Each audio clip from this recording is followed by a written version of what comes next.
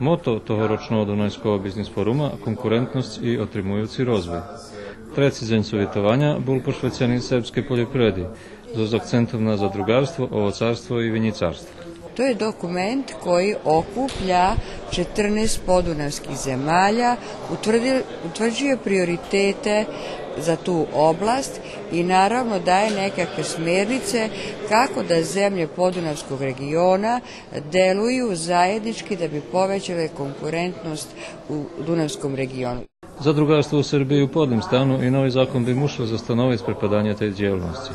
Co še vinarstvo dotyka u procesu pririchtovanja prednari zakona o vinu, ktorý približi uslovija za produkciju vina go evropskim zakonom, co bi značilo, že bi i mali produkovatelje mogli produkovati vino za trgovišće, jak su to došli bodzene i u Evropskoj uniji.